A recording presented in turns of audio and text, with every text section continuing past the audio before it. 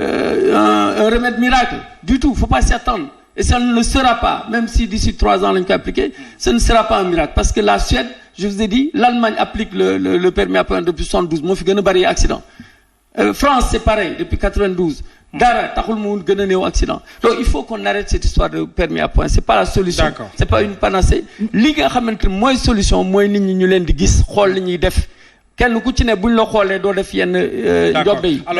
bon bu dul loolu am na yeneen mesures yoo xam ne jël nañ ko. proposé nañ ko yoo xamante ni. de façon drastique day réduire accident de 75% en 1 an la ñu wax ñun. de façon ferme. dinañ ci ñëw c'est vrai que da joxe nga proposition mais Mbow am na fu aussi fu mu interpellé fu nga xam te yéen acteurs yi da ngeen ci am part de responsabilité daan ci ñëw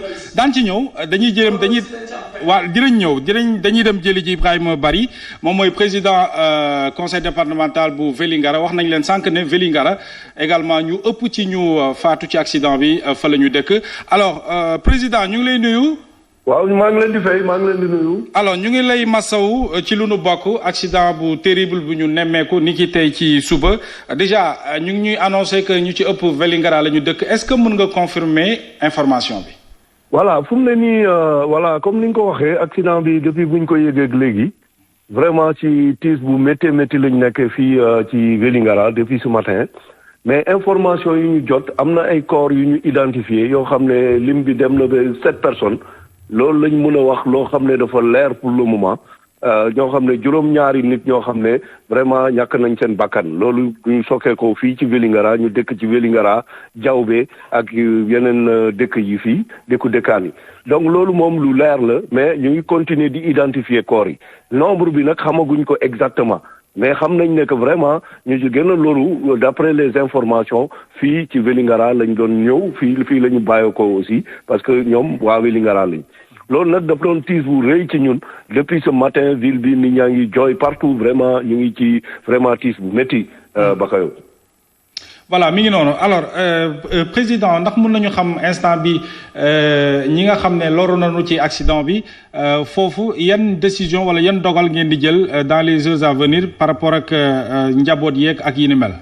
voilà déjà depuis ce matin bu ñu ko yëgee am na benn équipe boo xam ne délégation bu ñu yebal Kaffrine ñooñu d'ailleurs ñoo participer pour ñu mën a xàmmee corps yi pour ñu mën leen identifier def nañ ci liggéey vraiment liggéey nañu avec les autorités sanitaires loolu c'est le premier d'abord point deuxième point bi aussi ñu ngi taxaw les blessés recenser leen aussi loolu aussi def nañ ko mais au-delà de cela ñu ngi doon xaar président de la République mu yegg si y a une disposition qui a été prise am na camion boo xam ne dañ ko jël camion frigorifique moom moo war a indi corps yi fii néew yi indi leen fii ci Vélingara yóbbu leen ba ay Diaobé ak yeneen gox yi loolu aussi mooy doon na ay dispositions yoo xam ne nguur gi ci au niveau central jël nañ ko au niveau du président de la République mais aussi ñun depuis ce matin bu ñu ko yëgee dem nañ vraiment nemmeeku famille yi def nañ le tour de la ville ñu ngi jokkoo aussi avec l'équipe qui est à Kaffrine dem nañu auprès des familles taxaw leen apporter leen suñu soutien ñu ngi participer activement aussi pour ñu mën a transporter pour ñu mën a indi corps yi fii ci Vélingara comme ça ñu mën leen vraiment denc aussi ñu ko l'islam santaane aussi en tout cas di taxaw aussi famille bi loolu aussi vraiment daf doon loo xam ne jël nañ ko en toute urgence. Merci beaucoup président en tout cas. léegi nag au-delà de cela. oui ñu ngi ñaan nguur gi parce que vraiment gis nañ état tali yi parce que ñun dañuy jógee tout le temps Dakar di ñëw bi Vélingara gis nañu yoon yi tali yi dañoo xat.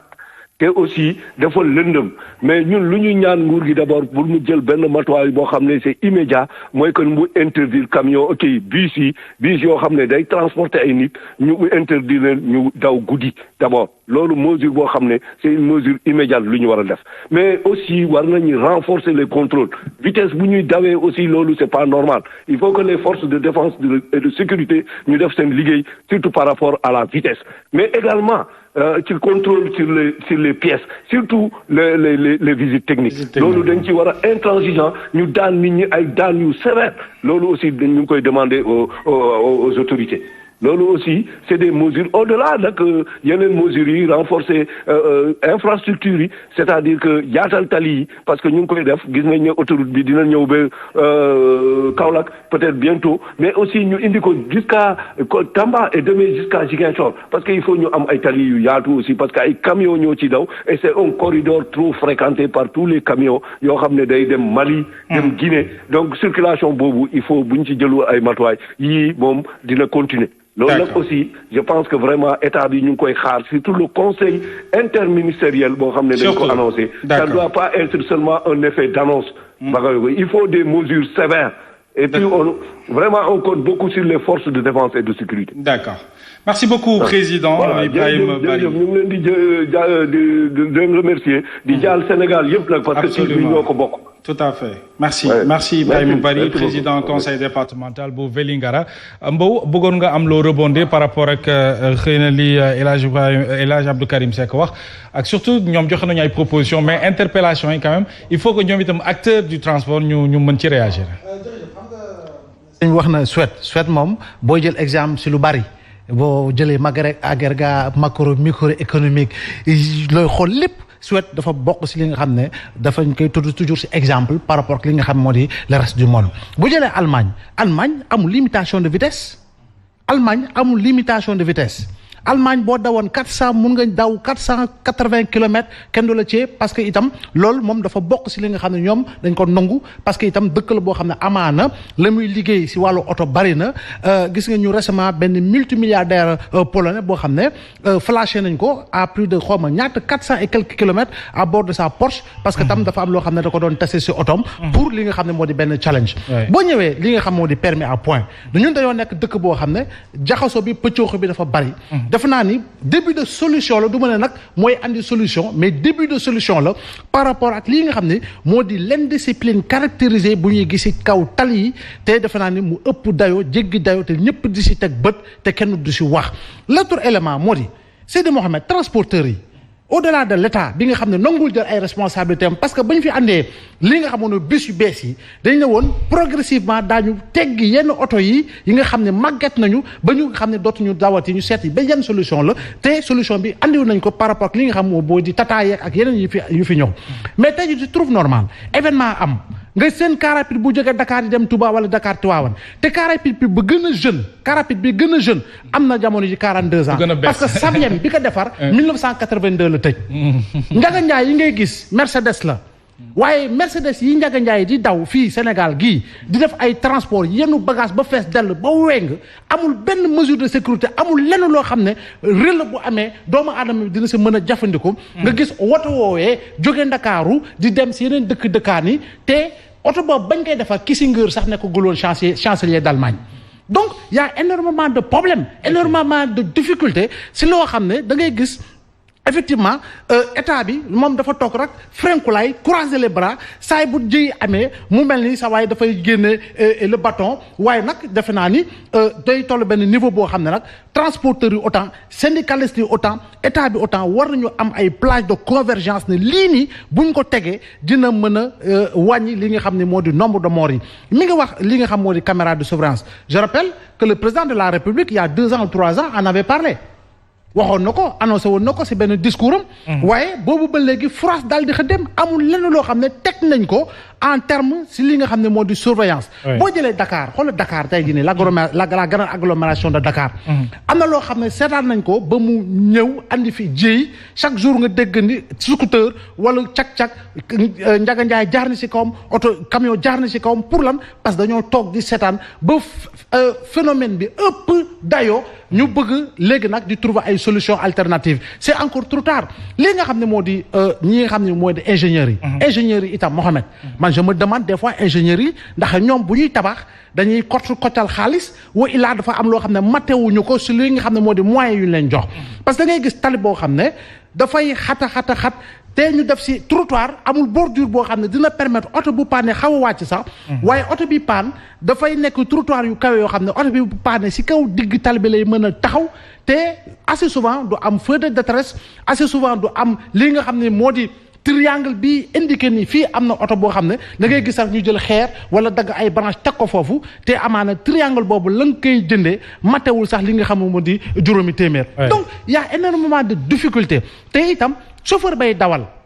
Est-ce qu'il conduit dans les conditions bi koy permettre mu liggéey avec lucidité. Parce que yow transporteur boo dégg ñu ne la c'est un multimillionnaire de waaye chauffeur bi moom il trinque. Pourquoi? Parce que il n'est pas dans les conditions da koy jaral muy def autant de voyages pour gagner autant d'argent amaana ci journée bi amaana ci semaine bi. te loolu tam dafa nekk cause et conséquence. ci li nga xam ne moo di accident mortel yuy tund au Sénégal. un peu partout. defe naa nag il faut quand même que ñu wax ko xolli góom bi. parce que la plaie elle est déjà benn waaye nañ ko gën a xolli pour xam ne effectivement bu ñu ko soigné wul cette plaie deviendra une plaie totalement cancérigène. Alors Abdou Karim Ablaye Mbow mi ngi koy wax bu ñu dégloo procureur bi Cheikh Dieng gis nañu ne luy causer accident bi tey bokk na ci défaillance yu ñu nemmeeku ci ay pneu te loolu nag dañ ciy convoquer la responsabilité du chauffeur lu ci njëkk transporteur bi nga xam ne moo ko jox oto bi. Alors au-delà yéen proposition yi ngeen di joxe yéen ñi nekk ci secteur bi souvent dañ leen di woo wala di leen inviter aussi à ce que lu jëm ci wàllu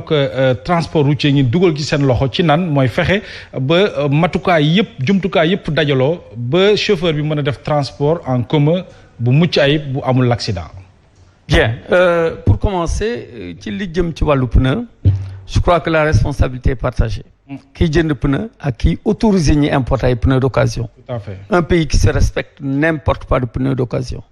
et des pneus réchappés yoo xam maanaam dañ tegaat lalaat couche caoutchouc bu bees ci kaw loolu parce que surtout ak tàngaay bi couche caoutchouc bi day dem bu ko defee la fa newoon dellu si waat loolu lépp nag li ko waral aussi mooy ndóol gi nit ñi ndóol gi bi am ci transport parce que boo gisee mënuñoo yeesal suñu oto dañu amul liggéey bu tax bu war a mën a supporter ñu yeesal ko liggéey bi mooy lan dama lay tëkkale rek parce qu'on est dans une sous-région boo xam ne bi communauté urbaine communauté économique la CEDEAO plus de 300 millions d'habitants c'est un marché énorme mais boo gisee concurrence bi ñun ñu néew la ci doole surtout boo demee boo maraîcher di nga gis ay car malien autocar malien yoo xam ne yu bees tax dañ koy jëndee à 100 millions 80 millions minimum ça c'est depuis 2005 depuis 84 même Côte d'Ivoire on a trouvé ça là-bas et boo xamante ne bi boo gisee ñoom ñu amal liggéey ba mën koo sañ daf fekk yaa la rentabilité daf ci topp bu ci amul woon duñ ko jël bon et loolu mi ngi tàmbalee ci passe ak ci carburant passe bi effectivement booy xool 200 kilomètres au Mali fii 4000 francs la fii c'est 1500 à 2000 francs mooy Dakar Touba Dakar Kaolack yooyu 1500 ngay fay yow même car boobu bu nekkee Mali bu dee def 200 kilomètres bi moins de 200 kilomètres même c'est 4000 francs donc passe yu benn et quand le tarif et le prix du carburant ne sont pas les mêmes amatul concurrence bu ko defee ñun dañuy daanu devant ces gens-là on ne peut pas acheter de camion neuf parce que ku ko ci génn itam de car neuf comme de camion neuf d'ailleurs ku ko ci jënd itam doo ci génn parce que amoo liggéey bi nga xam ne te ni moo lay permettre nga fay donc il y a question de rentabilité deuxièmement ci wàllu pneu yi nee naa la état moo waroon a arrêté loolu mais bu ko arrêté itam ndóol gi tax na ba ñi mën a jënd pneu neuf du doon ñëpp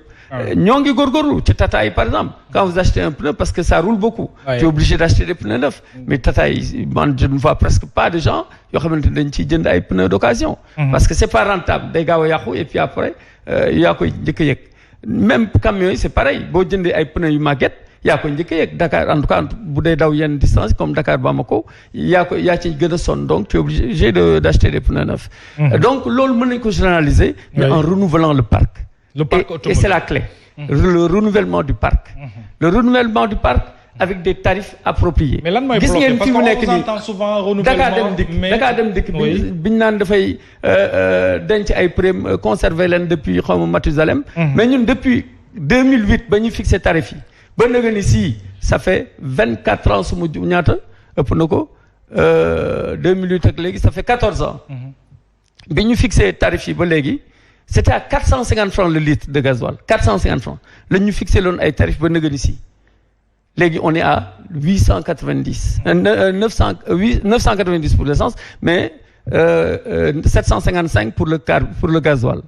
mais loolu ñoo Dakar Dem Dikk te pourtant ñooñu ak Sénégal Dem Dikk dañu am non seulement compensation que j'appellerais carrément subvention faut pas le cacher ñoom compensation lañ ko tuddee pour contrainte de service public ñun tam dañu am ay contrainte de service public à l'AFTU notamment da ngay départ heure am na looy respecté waroo surcharge nangam sangam mais loolu ñun du ñu ko jox te pourtant on est rentable alors que ñoom ils sont pas rentables ils finissent le budget de l'État ñoo ngi lekk xaalis sénégalais toujours avec bon du ma leen jëw tey parce que nekkuñu fi naan noppi ci loolu. aftu tamit aftu bari nañ défaut. non ils ont énormément de défauts. mais pas davantage. Non, je dis aftu. État accordé wu leen dara c'est à leur risque et péril c'est ce que dit l'État. mais peu importe. parce que itam la muy chargé. fees ga muy fees. mais ça tëjuñu nañ leen wàcce benn mesure de sécurité boo xam ne. je suis d'accord dañ koy daal nañ di leen wàcce respecté qui va en si li partie. nga xam ne. vous savez que la demande est supérieure à l'offre. vraiment loolu tamit vous transporteur savez yi. que la demande est supérieure à l'offre à Dakar notamment. effectivement c'est-à-dire que clando mënuñu ko fi dindi. dañ ko dindi ñun c'est ce que nous demandons ñun transporteurs légaux yi. mais tata bi yëpp ba fees sax non dama lay conforter tata bi yëpp ba fees sax Ablaye Mbow pour revenir ci li nga wax mais alkaati bi lay romb ci kaw tali bi. merci donc aujourd'hui donc. na ko arrêté mën nañu wax ne mooy la nga waxoon la responsabilité. na ko arrêté elle est partagée. nee nañu gis nga ci loi d'orientation et d'organisation des transports bu bees bi. nee nañu dans l'exposé de motifs. oui. que l'État reconnaît sa faiblesse institutionnelle jeex na. l'État reconnaît qu'il est faible. moom mënut a faire régner l'ordre et la discipline. l'organisation et la régulation du transport. loolu ñun luñ ci man État moo reconnaître faiblesse am. c'est-à-dire clando tey jii buñ ko dindoon mais regardez le gouverneur de Dakar il a bloqué l'attribution des licences de taxi urbain. lan la andi képp ku amoon sa projet taxi da nga koy def clando. et on les laisse faire duñu arrêté clando on arrête les taxis jaunes noirs. li leen fayeeku clando bu ñëwee neexalaate jàll. d'accord. Wargaynde c'est pareil le président de la République les reçoit. ak Jakarta neen dañ leen war a jàppale ndax ay pères de famille ngeen. hein le garant de la Constitution. quand même Diogomaye la légalité comment dire bafouée. et l'illégalité prônée au-dessus de la légalité. quand même et c'est dommage loolu yooyu yëpp bu fekkente ne am na. mënuñoo taxaw di reprocher ñi légaux. ñi nga xam ñoom góorgóorlu jël seen i 7 places ak seen i bus seen minicar. gaare ci boobu.